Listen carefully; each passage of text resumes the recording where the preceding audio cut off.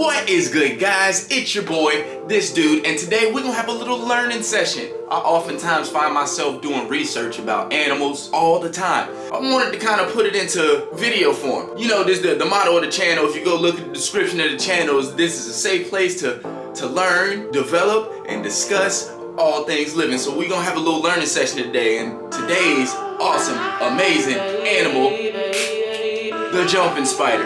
So we're gonna get right into it. Let's go!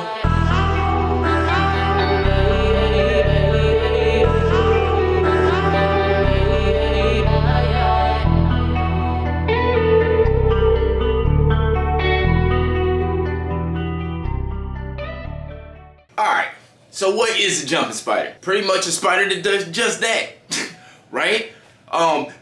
They have a pretty wide range of spiders. There's more than 6,000 species. I heard they make up more than 13 to 14% of all spiders. They are a huge family, the biggest spider in the family. I don't know how that goes.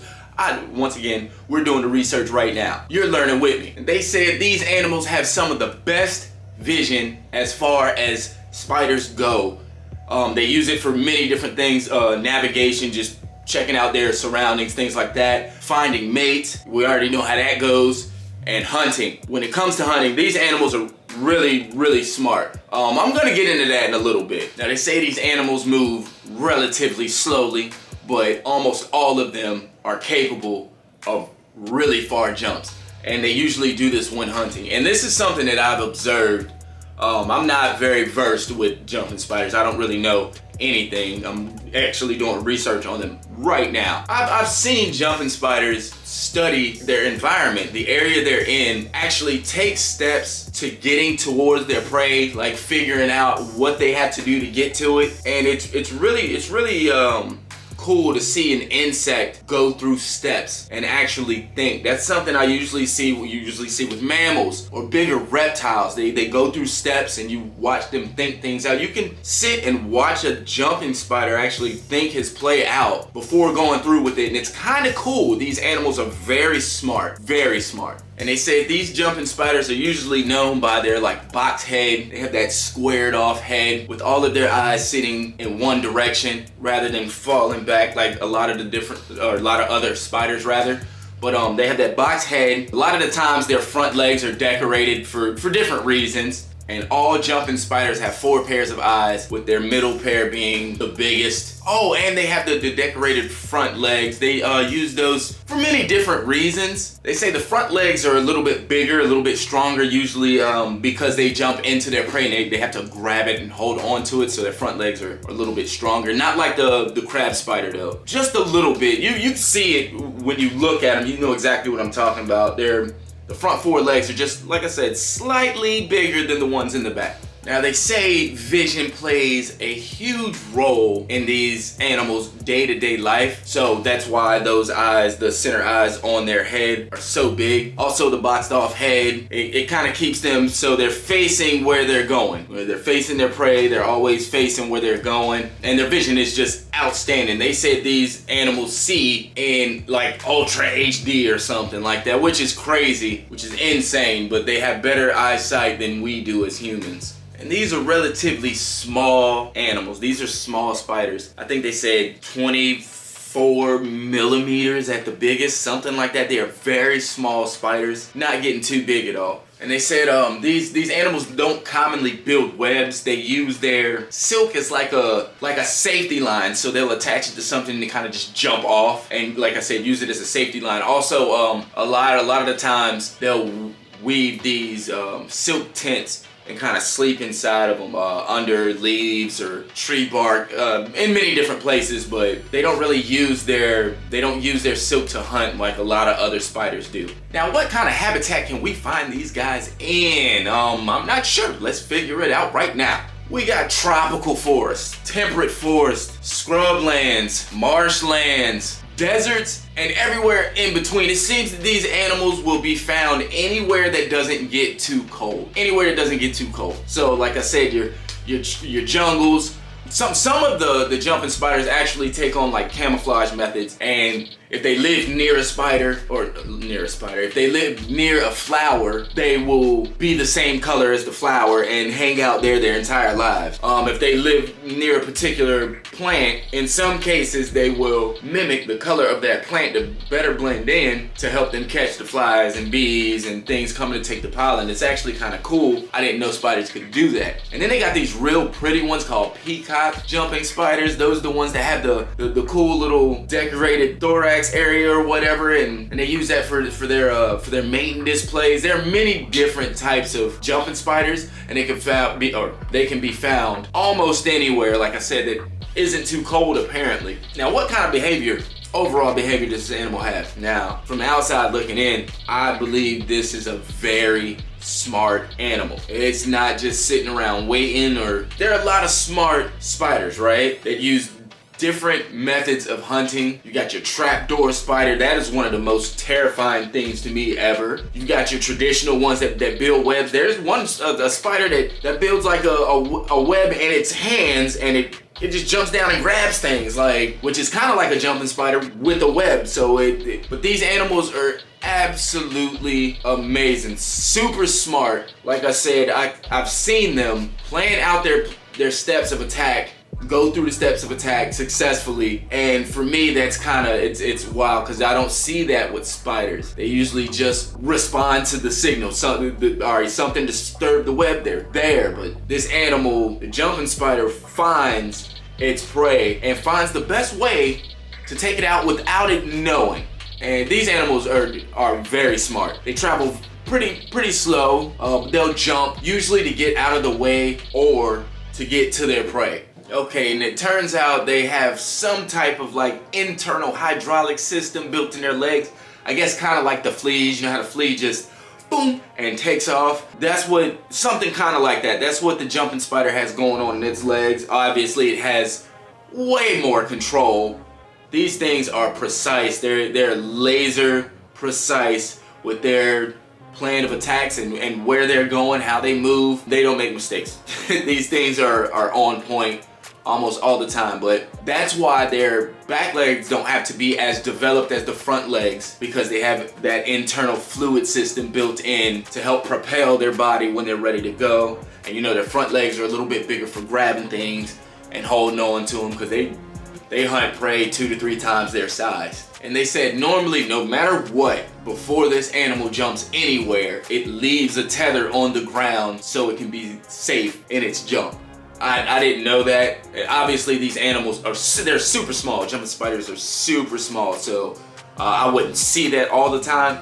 But apparently every time they jump from surface to surface, they leave a tether, so they have some type of safety while they're out there jumping around. And they say the hunting behavior of the jumping spider is widely varied depending on the species, and with it being 6,000 different species, I can understand that. But they said for the most part, when a jumping spider finds its prey, and I've seen this, I've visually seen this, they said it'll lock its eyes onto the prey and then move its body into position, get its legs ready to shoot, and they said sometimes it'll even sit there and study the animal it's about to attack to see if it would be a good idea to take on an animal that big. Obviously, if it's an animal of its size or a little bit bigger than it, it's not gonna think much, but it will kind of play the battle out in its head prior to even going in for the strike. And that also to me is just insane. A lot of other spiders are either they're gonna leave or they're gonna attack, and that's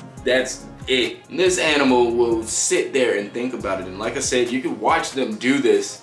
It's absolutely amazing. And they said also that this animal studies its surroundings to position itself in a place that the prey cannot see it. So if you jump down and attack it from the back, there's nothing that the prey item can do about it. And that's another thing that adds to the intelligence of this insect. It will wait and position itself where the prey can't see it. That's crazy to me. That's crazy. They said in the wild they've observed these animals spotting prey on other plants, planting a track down to the ground, over to this other plant, grabbing the prey, and going back to where they were. That's crazy to me. And it really, the wildest part is not that a spider is doing that, it's a spider of that size. Because the bigger spiders don't typically seem to be as smart. And I don't really mean to like say that these animals are dumb, right? Nothing like that. No shade to any of the spiders. But what spider is planning out its attack? That's crazy to me. And then taking steps in order to attack without being attacked. Now, a lot of bigger spiders really don't even care. They just bulldog anything. Whatever's in front of it, if it's big enough for them to grab it, they grab it. And I'm speaking like large tarantula species, bird eaters, things like that. Like, these animals usually just body whatever's in front of them, but you never see them spot their prey, playing out an attack from where this animal cannot see. Like that's like guerrilla warfare. From an animal that's no bigger than your thumbnail. That's crazy to me. The brain of that animal is small, very small, yet very powerful. And they said certain species, you know, obviously they vary in how they go about their day-to-day life. They said some of them are just on the hunt, not really on the hunt, really just on the move all day. On the move all day, they spot prey, okay, they hunt it down. And then there are others that kind of hang out and look for prey all day. Rather than just being on the move and doing their thing, they kind of camp out and look for prey, will spot their prey from very far away, and then take the necessary steps to hunt it down. And they said these animals hunt all types of small insects, from ants to flies, crickets, worms, all types of things. There are some jumping spiders that specialize in just eating small ants, then others who will just pretty much eat anything that is smaller than them or a little bit bigger than them, right? And although most of these jumping spiders don't spin webs to hunt, some of them do. Like I said, they'll spin a web real quick and kind of just hold it up and wrap it around like a pair of sticky gloves and just throw it on, or literally like Spider-Man, just throw it on them. They got a whole net that they use. And then some of them have specialized webs for hunting other spiders, which is kind of terrifying to me. I didn't know they actually did that. I find these animals absolutely fascinating and equally terrifying. They're beautiful and scary as crap to me. And then they said in other cases, if they're a couple feet above their actual prey item, then they'll just attach their tether to where they are and then kind of just inch down. And I know we've all seen that before. Many spiders do that. But these spiders that just do that and then kind of grab their prey and do what they gotta do and go back to where they came from, which is also terrifying to me. Regardless, spiders in general are kind of scary, but I think jumping spiders they're kind of cool. And like we talked about, their diet consists of mostly other insects. That be roaches, crickets, flies, larvae, beetles, things of the sort, small ants. They typically stay away from worker ants, and the ones that do hunt ants have specialized tactics to kind of hunt those specifically. And they hunt them because they're always around. There's a lot of them. So they always have a food source. So the ones that do eat ants will primarily eat ants because it's just a ready food source. And then some of them have kind of developed to include, they said, nectar in their diet. And I've seen some jumping spiders, like I said, hanging out in the bloom, in the dead center of flowers, even camouflage into the flowers. I didn't know that some of them actually ate nectar too, which is kind of cool. And they said also that certain females, when the babies are born, will literally feed the babies like a milk. I don't know how they produce that, but yeah, they will feed the babies like a milk until they're big enough to go and do their own thing, which is kind of cool also. Now, when it comes to like the mating behavior, usually the males will put on like this dance for the females, and that's why they're a lot of the times the males' front legs are colored a little bit differently than the rest of their body, or they're a little more decorated, a little more vibrant. In some cases having a completely different color than the actual spider itself. They'll wave their hands around in front of the female and kind of dance around for her and kind of put on this display, this courtship dance, I guess you could say. And they said also inside of the dance they'll move in like an X formation or zigzag back and forth. They'll vibrate their their thorax or the back end or whatever that is. They'll vibrate on their back sides, and they'll do the same thing with their front legs, waving them back and forth, and sometimes showing the decorated sides of their body. They're very smart in literally everything that they do. The courtship dance too is kind of cool. It's kind of cool.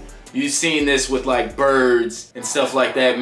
So a lot of male birds that come very decorated will do the same thing. It's the same exact thing. And they said the males have markings on them that are only seen by certain UV light, and these are the markings that females use to determine who they're gonna be with, alongside, I guess, who has just the best moves. You know what I mean? He got some dope moves. Hey, he in there like swimwear. He might not have the best markings, but his left to right zigzag shape was on point. And if all goes well, then he'll get into range where he can kind of put a hand on her, and she'll usually vibrate and let him know everything's cool. And if he touches her and she still remains receptive, then the act goes on. I don't know what happens if she doesn't receive this male. I would guess she probably just eats him. Probably. I don't know what happens if it goes south, but if it goes right, then she remains receptive and everything goes right. All right, now, how long do these dudes live? Let's find out. Okay, so they're saying that these jumping spiders, and this varies because there are over 6,000 species, and I think it'll vary depending on the level of care too. If you have very clean, healthy environments, then I think your animals might live a little bit longer, right? I'm not exactly sure, but that's how it goes with reptiles. We're able to extend their life in captivity by keeping them free of disease and harmful parasites and things like that. I would only imagine that's how it goes with the rest of these animals. Well, yeah, they said these animals the lifespan will range from 2 months to 2 years. So I guess, like I said, if you got it down, then you could expect your animal to be around for a little bit. And we already listed off the wide range of possibilities to find this animal. Like, you can find this animal in almost every habitat that isn't cold. So when it comes to building an enclosure for it, I guess do your thing, do whatever you want, right? You can keep them from anywhere from, I would say, 76 to 88 degrees. That's a nice range for all of those temperate zones that we listed off. So I think that would be perfect for this animal. In fact, if I end up with jumping spiders, that's probably how they're gonna be kept, right here in the reptile room at about 82 degrees. Yeah, I think that's perfect. I don't have any hands-on experience with it, but that seems to be a good range for them. They're saying about 80 to 86 degrees. I say anywhere from 76 to 86. I think that would be okay. How do we find them, or how do we get them? Let's figure it out. I'm pretty sure there's a couple people breeding these animals, so we're gonna see how much they cost, right? Now they're saying anywhere from $20 to $30, but I'm gonna do some more research real quick. Hold up. All right. So with there being so many different species, of course the price is going to vary. Much like with reptiles, different colors bring in different price points. So you could be expecting to pay anywhere from $20 all the way up to $300, $350, $400 for some of these jumping spiders, apparently. Which, and like I said, I kind of understand this with some species being more rare in the hobby, or some of them having more colorful patterns, or being more or bigger, you know, or having a longer lifespan.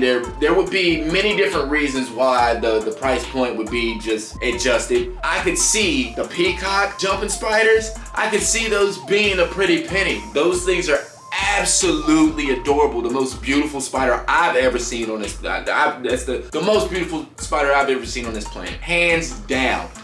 I could see that animal being a little bit pricey, and I'd be all right with it. Like, I understand they're not readily available. There's not a lot of people working with them, not that I know of. But the price point is gonna fluctuate depending on which jumping spider you get. You get you a regular old brown jumping spider, you could probably get that for like $10. You can probably get a pair for $20. You're looking for something that's neon blue or pink or white, yellow, red. Okay, all right, now these prices are gonna change a little bit. And like I said, I see the same thing in the reptile hobby, so I understand completely. And if you're looking to get into breeding, these beautiful little dudes, they said they will be ready. They're, how do I say, mature and ready to reproduce at about a year or a year and a month is when they usually start reproducing. So yeah, all in all, I think this was a lot of fun. I learned a lot today. I'm gonna continue my research off camera because we may be bringing in some of these guys. I like what they're doing, right? But this was amazing, and I'm gonna continue this series. We're gonna be doing awesome, amazing animals and just researching whatever we can, whatever we can. There's so much I don't know, so we've got a lot to learn, and I figured why not just put it in video form. You don't got to go to 30 different websites to get some of this information now. You can just come watch the video and hang out with your boy. If there's anything that you know that I don't, leave it in the comments. Point me to somebody else's videos. I would love to learn more about this species. If you keep these animals, right? If you keep jumping spiders and you breed them or anything like that, right? And there's anything you know that I don't know, shoot me some info. I would love to learn more. That's what this channel is all about, learning and growing as a community. Anyways, I'm your boy Smith. This is All Things Living, man. I'm out.